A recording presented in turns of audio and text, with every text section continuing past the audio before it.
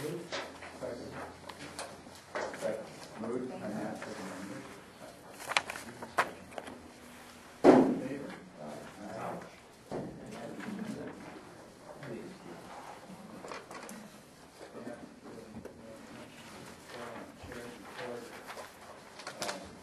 Self-administrator.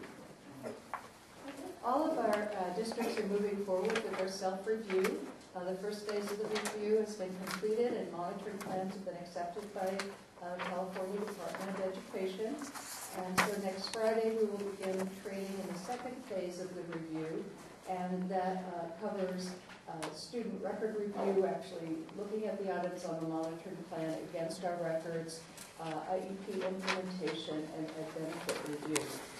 This year, for the first time, we will have a physical component, and so the district will be working with their fiscal staff on some areas, such as how the district tracks special education revenue, IDA-related staff development, charter schools. For one of our districts, Catalina has worked with excess costs as a concept that is new that we've had to calculate, and so the districts are able to do that. And then the SELPA will address private school proportionate share and non-public school and agency contracts. I'd like to thank Altaloma District for volunteering to do the SELPA governance review on behalf of all 10 of our districts. So,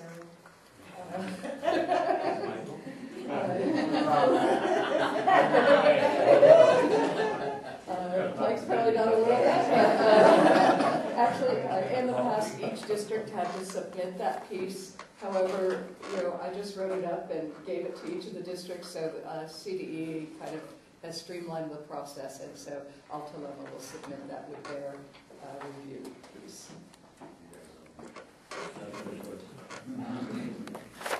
As an update on mental health funding, the good news is the governor is proposing the same level of funding for SELPAs for mental health.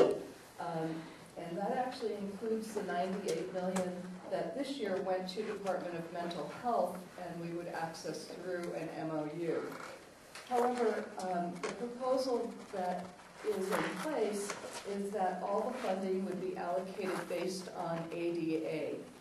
If you recall, the last 2 times we've gotten funding, there was a weighted formula used initially for all of the funding. This current year, it's used for only part of the funding, the ADA piece of it. That weighting gives more money to districts that have more kids in residential care because of the high cost of that. There are a number of SELPAs who have very high numbers of students in residential care compared to other SELPAs in the state. And so there is a strong movement, which is actually supported by CDE, to relook at how those funds should be distributed. And the concept right now is looking at a 3-year phase-in so that we would have a combined weighted formula and ADA-driven formula that would be 2/3 weighted and 1/3 ADA the first year, 2/3 ADA and 1/3 weighted the second year, and then the third year fully based on ADA in an effort to try to cushion the effect on some districts or SELPAs that have very high number of kids in residential treatment. What we're going to do is the Coalition for Adequate Funding for Special Education is actually going to try to get us a data set that would compare how it would affect each SELPA. I don't know if that's a good thing to bring us all together or what, but I would guess that given we're the 5th largest SELPA in terms of ADA in the state, that the ADA-based formula would probably favor us, and relative to other SELPAs, our percentage of students in residential care is lower. So we'll kind of take a look at that and keep you updated.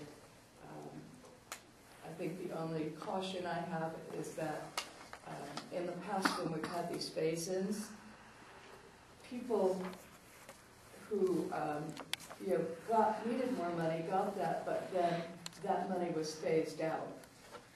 So when you look at how they addressed out-of-home care, people, some staff, some CELPAs were leveled down, but we were at the bottom and we never got leveled up. So it's kind of a cautionary tale. We also have another unique situation with our Part C funding. Part C of the IDA provides funding for the Early Start program. That's the 0 to 3 year program for 3-year-old students.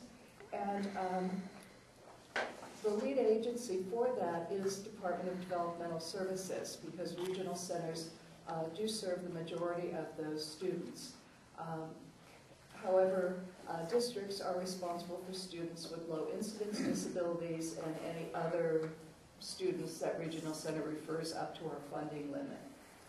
On February 9th, CDE advised WESELPA that they were not able to make the final payments for last year's Part C grant, and they're not able to make any payments so far this year for the Part C grant because of a dispute with the Department of Developmental Services. In our CELPA, as in many CELPAs, the county office takes the lead in serving those students. So I don't know exactly how we'll deal with the delay in payment, or if it's more than a delay in payment, obviously we'll need to address that. I don't know. I know that we're being told that some people at higher levels of government are addressing it. I don't know if CSES is doing any work with that, Gary. CSES is working on that. We're working with staff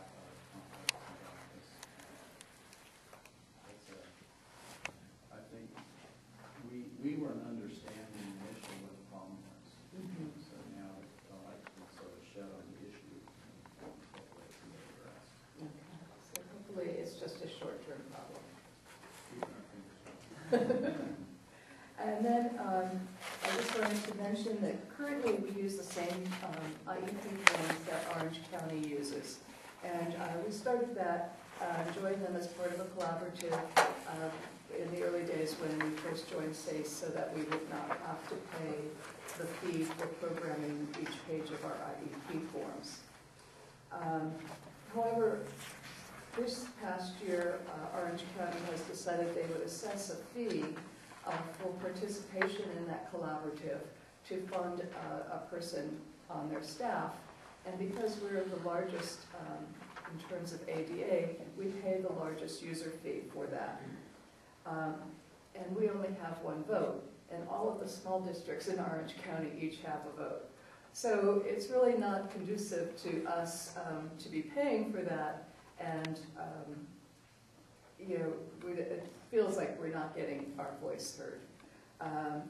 Now, Riverside County, which we work more closely with through our Inland Empire CELPA administrators, has also recently gone over to SACE and did look at the forms used by Riverside County and decided they liked the forms. And so they're going to look at some of the other supplemental forms and look at changing our forms over to the ones used by Riverside County and have the two of us form a collaborative to help subsidize, because anytime there's any changes to the SACE forms, and sometimes you have to do those because of new laws, sometimes after our self-review we're required to do some things, you have to pay for any changes. And what was it? It's been $2,000 a page. A page, and then there's a 6% ongoing cost. So it is advantageous to kind of split those costs with somebody else. So right now the CELPA staff in our regional services meeting yesterday, we went over all of the forms, went through any questions we have, and we'll be setting up training opportunities both at the end of this year, possibly over the summer for some staff, and then also at the beginning of next year, particularly for new staff. So the program specialists will work with your directors to identify the best time for training. We're also looking at the possibility of maybe videotaping training or making CDs so that it can be more easily delivered to people as they join your staff, or they don't have to get away as much for in-service. And then I just wanted to let you know that Monday, April 30th at 3 o'clock will be the West End celebration. And this is an opportunity for districts to recognize both the general education and special education staff on their campuses that contribute to the success of students with special needs. And I invite you to join us at this event. It's a nice uplifting way to end the year, and a very cost-effective means to recognize your staff for some of the hard work they do. What time did you say that starts? 3 o'clock.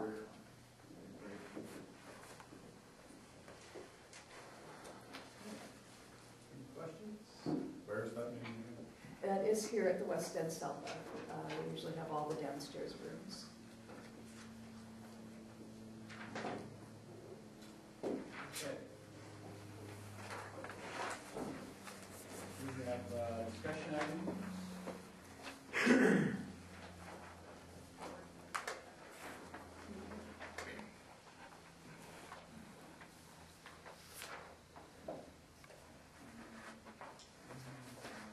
Public comment.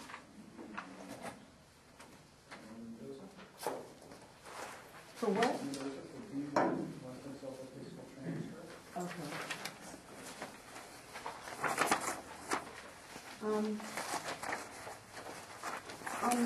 On the B, for B1, on number A in the background regarding the XPOT, there's a dollar amount that's going to be transferred.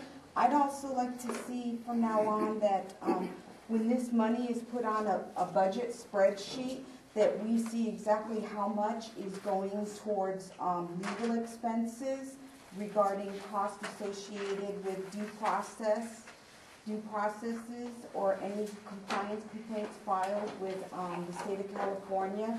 So we know the dollar amount of that's coming out of the XPOT, because I feel that we are spending way too much money in legal fees. And we never see a breakdown of that. I've been requesting it probably for 7 years now, and to this day, I still never have seen a breakdown regarding that, of how much money out of the XPOT is being utilized as that. All we see is the dollar amount of what goes into the XPOT, and that's it. And then a brief description of money that goes to programs, but not the dollar amount for attorney fees and such things like that. So I'd like to see a change in that, please. The NPS-NPA XPOT transfer doesn't include legal fees. It's the 30-70 split between the districts and the SELPA for non-public schools and non-public agencies only. And the detail of that is provided in the back agenda, which is online. So B1, Helen. Okay, this information that we have provided here, these are the fiscal transfers. We have 3 transfers that are just a notification to the superintendents. And then the 3 items, the second quarter NPS-NPA XPOT transfer, and that's in the amount of $1,759,942, as well as the final CSUR, that's the California State School Transfer. That's the excess cost transfer for residential students and only affects unchanged this year. So $1,978 will be coming back to the SELPA. And then the final transfer is the 11-12 provider program and MTU facility transfer. And this is part of